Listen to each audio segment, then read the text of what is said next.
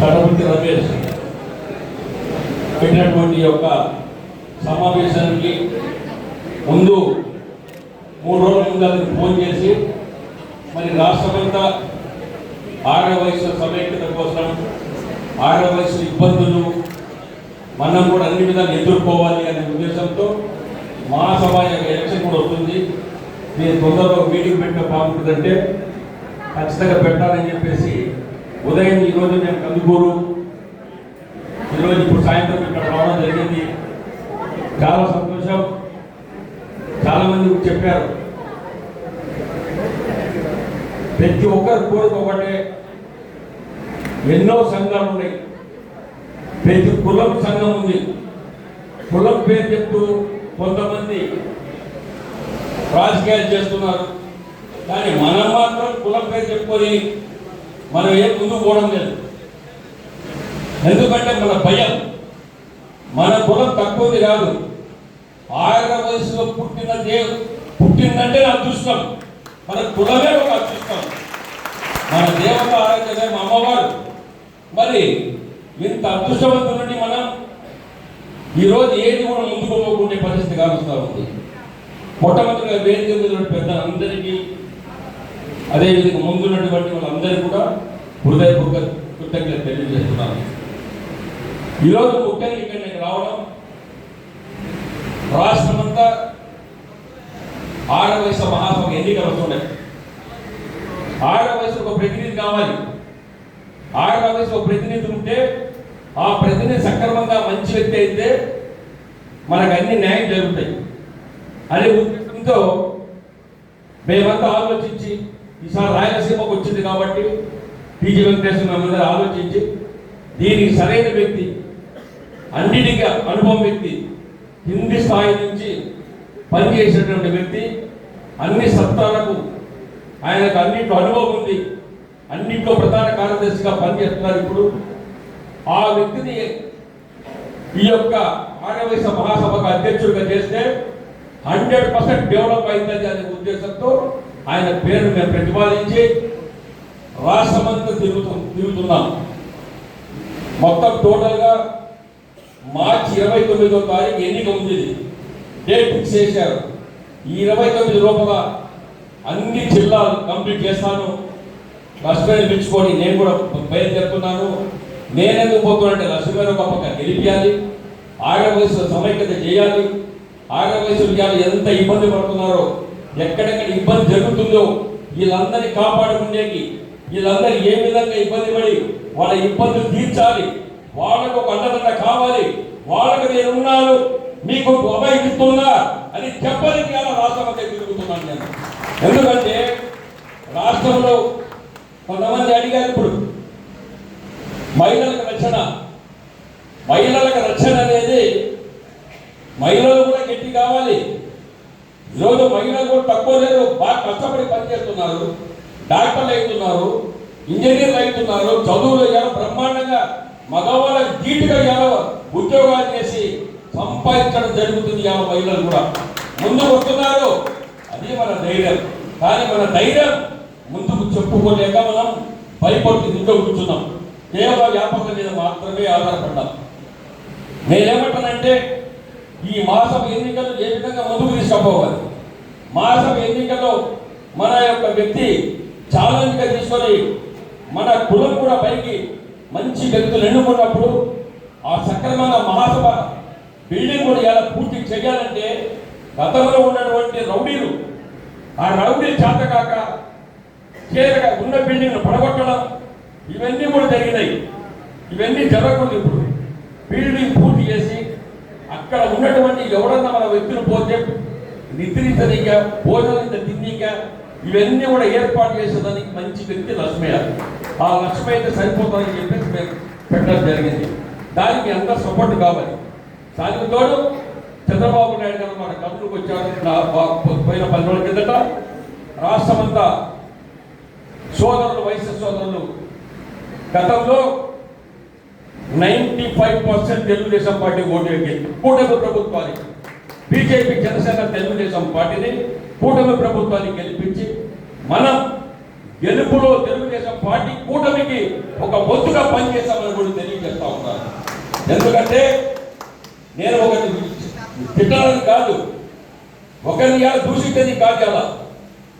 ఇవాళ గత ప్రభుత్వంలో 5 సంవత్సరాలు ఇబ్బంది పడినటువంటి వ్యక్తులు చాలా మంది ఉన్నారు.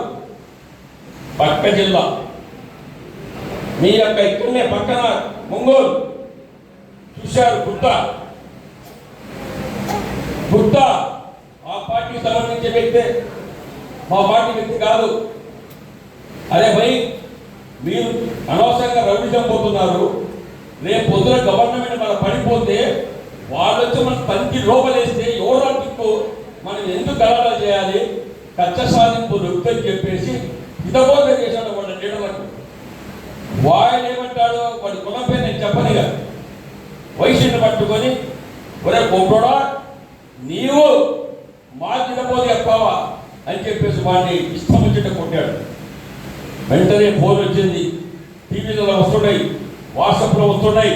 ఇవన్నీ తెలిసిన 10 నిమిషాలకే నేను వెంటనే వాళ్ళ కుటుంబానికి అక్కడ ఉన్నటువంటి వ్యక్తులు పోయి వాళ్ళ ఫోన్ నెంబర్ లేదు, ఎత్తడం లేదని వాళ్ళ ఇంటికి పోయి ఫోన్ నెంబర్ తీసి వాళ్ళ కుటుంబంతో మాట్లాడి నేను వెంటనే 10 నిమిషాలు లెక్క చేయకుండా కర్నూలు నుంచి బయలుదేరి వాళ్ళని ఆదుకొని ఎవరో మీరు వచ్చారు, ఎవరు ఎంత గణన చేశారు, సిగ్గు లేదా మీకు అలాగ వయసుని పట్టుకొని కొట్టాలా మీరు?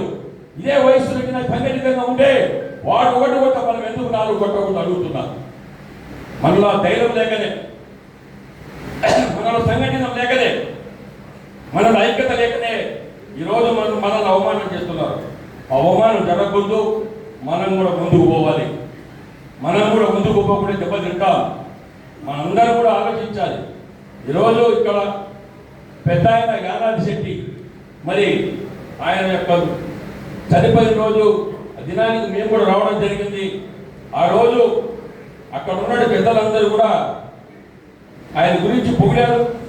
ఆ వ్యక్తి యొక్క మరి విగ్రహం పెట్టాలంటే ఎమ్మెల్యే ముందుకు వచ్చి, స్థానిక ఎమ్మెల్యే ముందుకు వచ్చి ఆ ఖర్చంతా నేను భరిస్తానని చెప్పేసి పూర్తి చేసిన వ్యక్తి ఇవాళ తెలుగుదేశం పార్టీకి గెలిచినటువంటి ఎమ్మెల్యే.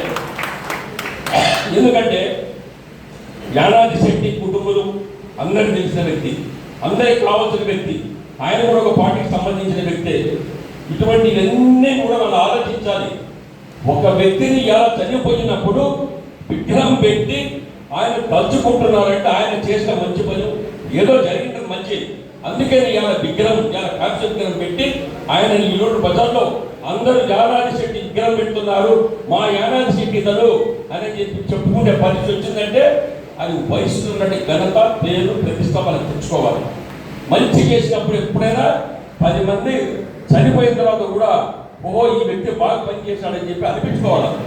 మనం చెడ్డ అనిపించుకోకూడదు. అందుకే మీకు అందరికీ నేను విజ్ఞప్తి చేసేది ఏమంటే స్థానిక సంస్థల ఎన్నికలు వస్తున్నాయి. రేపు మున్సిపల్ ఎన్నికలు, జెడ్పీటీసీ ఎన్నికలు, జిల్లా పరిషత్ ఇవన్నీ వస్తున్నాయి. ఈ స్థానిక సంస్థల ఎన్నికలన్నా కనీసం కొంతమంది అయినా కావాలి. ఎంతో మంది చాలా మంది ఉన్నారు వయసు, ఇక్కడ వయసు వచ్చి విజ్ఞప్తి చేస్తున్నాం, మీ వ్యాపారాన్ని చేసుకోండి. కానీ రాజకీయంగా కొంతమంది బయటకు వచ్చి మీరు రాబో రోజుల్లో చైతన్యవంతులైతే మనము కూడా ఒకరిని శాసించడానికి అవకాశం వస్తుందని తెలియజేస్తా ఉన్నాను. మన ఇంట్లో కూర్చుంటే కబ్జాలు మన స్థలాలు ఉంటాయి, మన ఆస్తులు పెంచేదోళ్ళు ఉన్నారు, అందరినీ మన భయపడించేదోళ్ళు ఉంటారు. ఇవన్నీ భయపడించకుండా మనం కూడా ఏకతాటిగా ఒకే తాటిపై ఉంటే మన జోలికి రారు అని తెలియజేస్తా ఉన్నారు. వస్తూ వయసులో పెట్టుకుంటే మాకు దెబ్బ తగులుతుంది, కాడు పడుతుందని చెప్పేసి భయపడే విధంగా మనందరం కష్టపడి పనిచేయాలి. అది రాకపోతే మాత్రం మనం చెప్తామని తెలియజేస్తా ఉండాలి. ఎందుకంటే ఇప్పుడే ఎమ్మెల్యే కలిసి వచ్చినాడు, వచ్చేటప్పుడు ఎమ్మెల్యే కూడా చెప్పాడు, అన్నా మాకు వయసులు ఈసారి బ్రహ్మరథం బట్టి పనిచేశారు.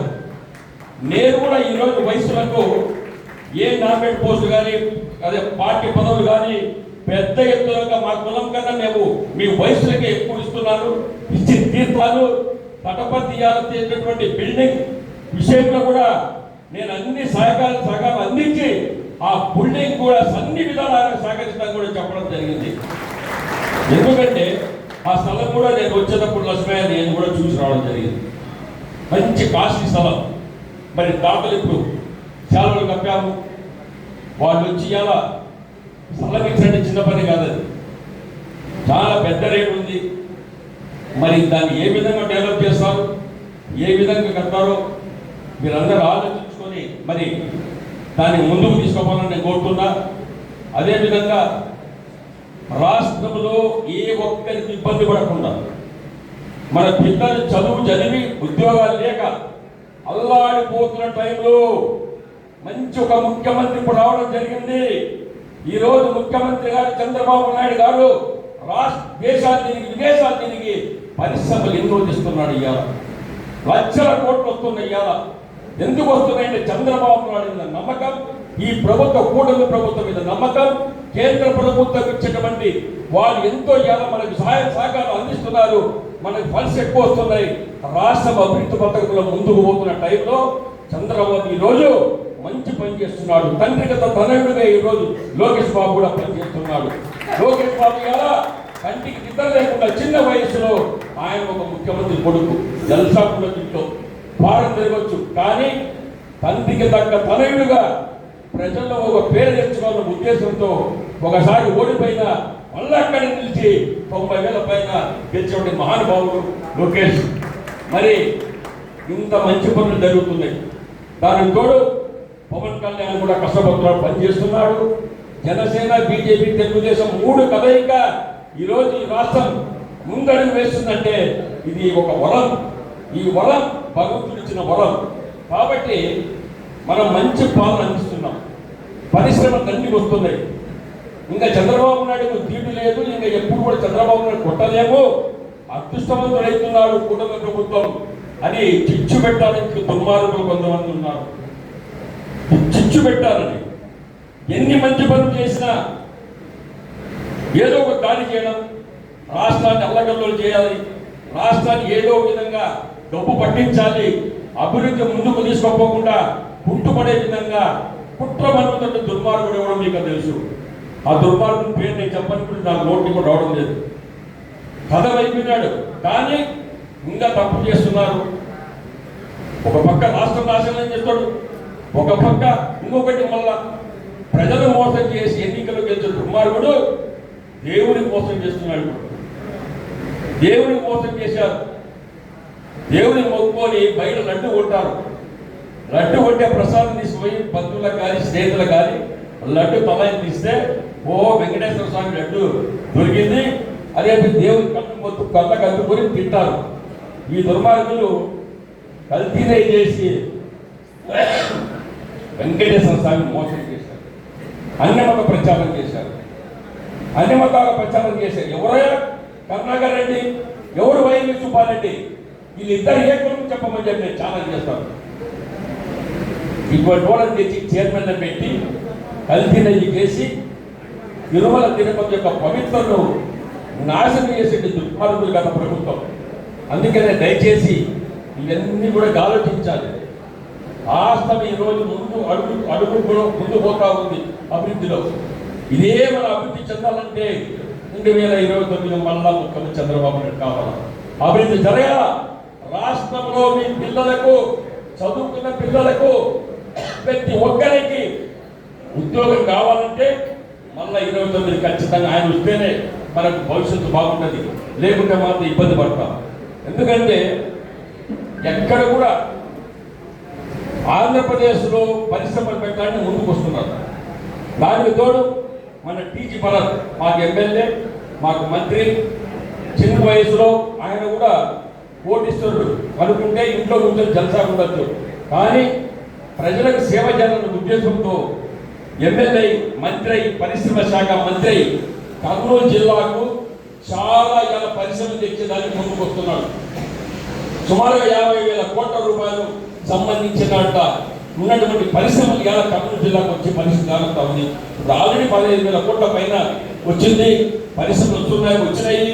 ఇన్ని జరుగుతుంటే ఇంత మంచిగా మేము గుంపుగా పార్టీని ముందుకు తీసుకోబోతూ రాష్ట్ర అభివృద్ధి ముందుకు తీసుకోబోతుంటే కన్ను పుట్టిన వాళ్ళు చాలా మంది ఉన్నారు. దయచేసి ఇవన్నీ మాకు అవసరం లేదు. రాష్ట్రం బాగుండాలి, అనే ఉద్దేశంతో చంద్రబాబు నాయుడు గారు ముందుకు అడుగు వేస్తున్నారు. మరి మీకు అందరికీ యువకుడికి ఇప్పటికే 10 అయింది.